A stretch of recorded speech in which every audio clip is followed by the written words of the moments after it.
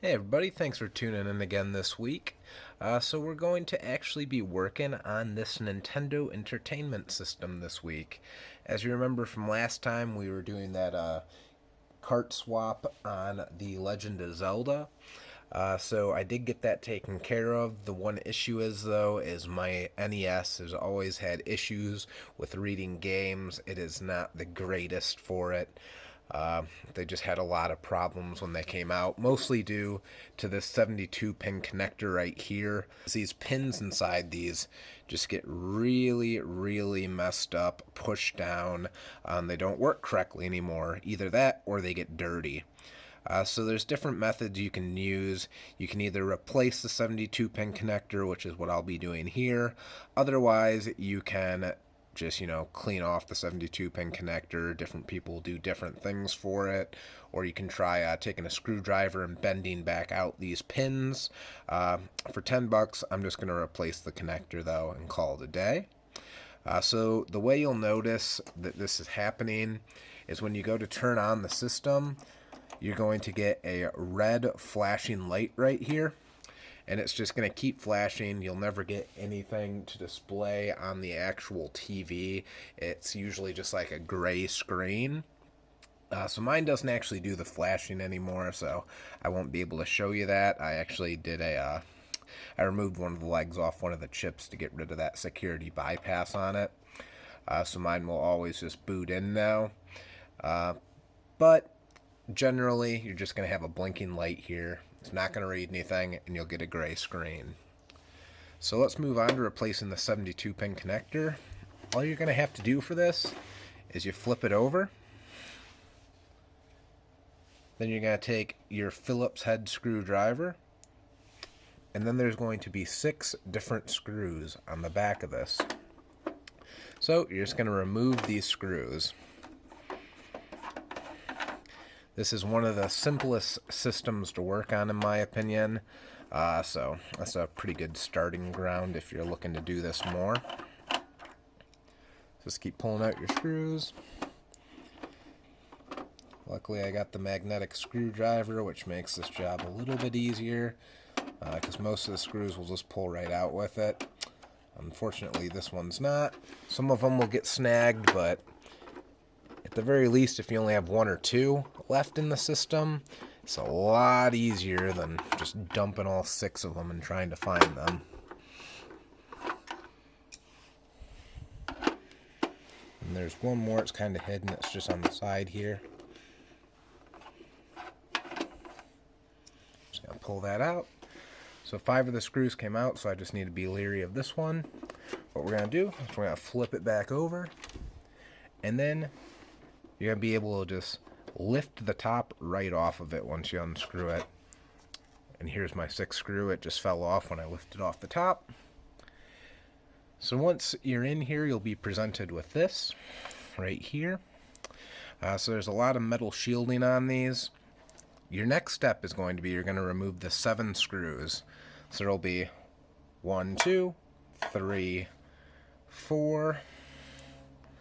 Let's see if I can get a better shot of this. 5, 6, 7. So you're going to remove these 7 real quick.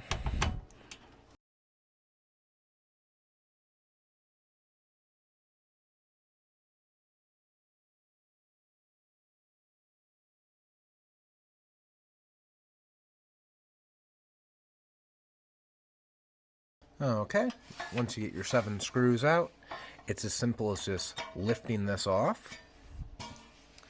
So once you get it lifted off, you're going to see the actual area for where the cartridge goes. Once you're here, there's going to be a few more screws that you want to remove. So you're going to remove a screw right here, one that lines up on this side with it right here. There's 2 in the back. And then I also remove these ones over here. So there'll be 1 right down in there and 1 right over here. So I remove those because if you take those out, you can lift the whole board up. Otherwise, you'll just get this loose. But by removing those 2, you can separate it from the bottom tray. So let's get started on taking these apart.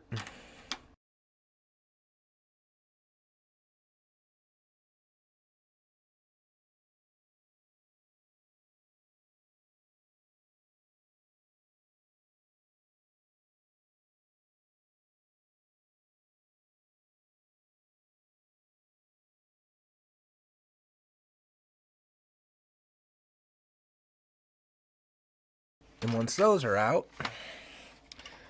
you'll actually be able to lift this whole board up, just like that. So, what we need to do first is we got to remove this piece. This is just going to simply slide forward and come right off of it.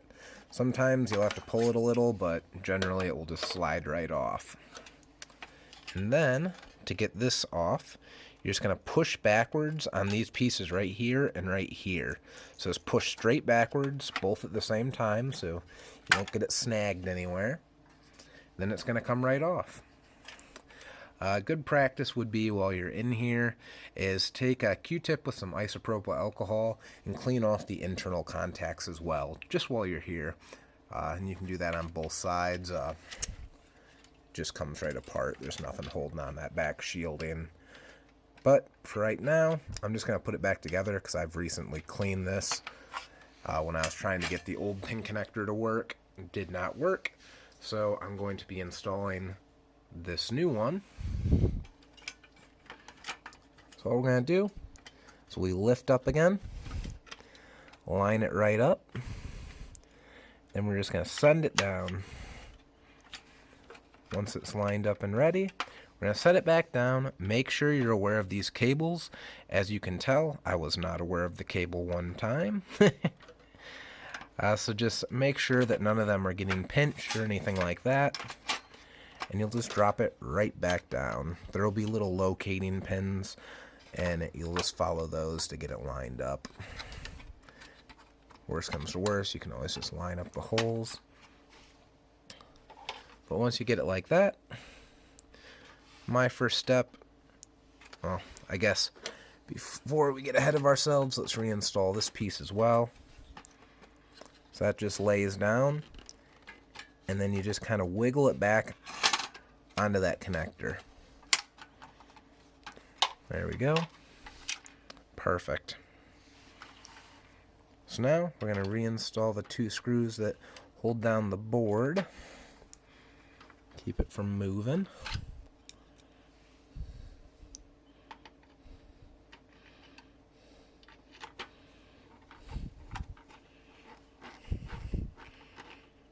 Those are reinstalled. Remember, don't tighten them too much. You don't want to break anything while you're doing it. And then we're just going to start getting this all screwed back together.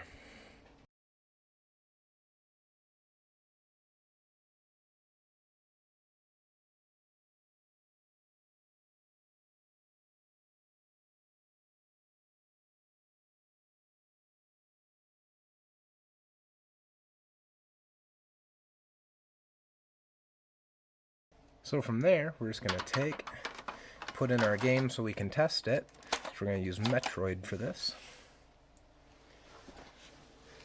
And we'll hook it to the TV. All we really need is video going through it.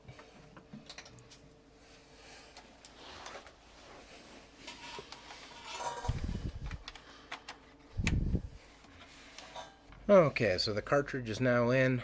We're all hooked up. Let's test it. As you can see, working perfectly. So from there, all it is reassembling and retesting it. Okay, as you can see, we got the NES reassembled and ready to go. The one thing I will tell you when reassembling this is to pay attention to this cartridge deck here. There's the two screws that you put in right in the front of it. So sometimes those can be over tightened. So when you put your game in, if it doesn't immediately work, either the game is dirty or it's one of these two screws. So I would just put them in and then back them out about a half a turn maybe, and then just try it again.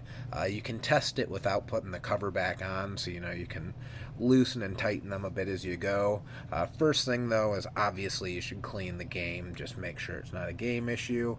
But if it's not a game issue, that is the thing that it is very commonly when I do these. So you just have to back them out just a little bit. Once again, just two of them right in the front.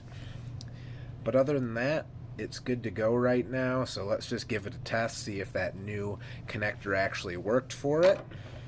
We're just going to run this with my Legend of Zelda that I made look nice the other day with the new case. So all you have to do is just put it in, then let's test it. Okay, I have no sound going to it right now, just because, well, I didn't want to get copyright claim or anything like that. But basically, as you go up, you'll actually be able to see that the game is now working. It's just displaying everything like that. Do a quick little reset on it as well, so you can see the home screen because I didn't get the camera up fast enough. You'll see some flickering on screen. That is caused just by the CRT TV. It does create screen flicker as it goes. It's just, you can't capture it really easily on video. But yeah, the screen flicker's not there in real life. It looks perfect. The colors are all perfect, and you can't really complain about it. It's working exactly as I'd want it to. The thing I will warn you about when you're doing these is a lot of people will say not to change out that pin connector. This, just for reference, is the 72 pin connector. It's just one from one of my other systems. A lot of people will say you want to keep your original one. They'll try and bend these tabs out back here to try and create more contact on the actual game cartridge that goes in there. I haven't really had a lot of success with that, so for $10 it's just easier to buy a new one. I will say though, I would keep the original one just in case you ever decide to sell the NES and somebody wants the original. You can include it with it, because these new ones, they do grip on a lot harder to the game than the older ones. You kind of have to give them a little twist and pull to get them out. Still works perfectly fine, just have to pull it out a little harder. So it's kind of up to you on that one, whether you want to try cleaning it or just buy a new one. But I just keep the original just so it can stay with the console. But other than that, it seems to be working perfectly. Before you even replace the pin connector though, the one thing you will want to do is just go to town on this cartridge. There's the So on these contacts right here, you also want to get a Q-tip and some isopropyl alcohol. Just really scrub on it and see if you can clean it up. But other than that, that's all there is to it. Just try and clean the cartridge if it doesn't work. If that doesn't work, back these two front screws out just about a half a turn and try it again. And then it should work perfectly. If you have any questions, feel free to reach out in the comments, and thanks for watching.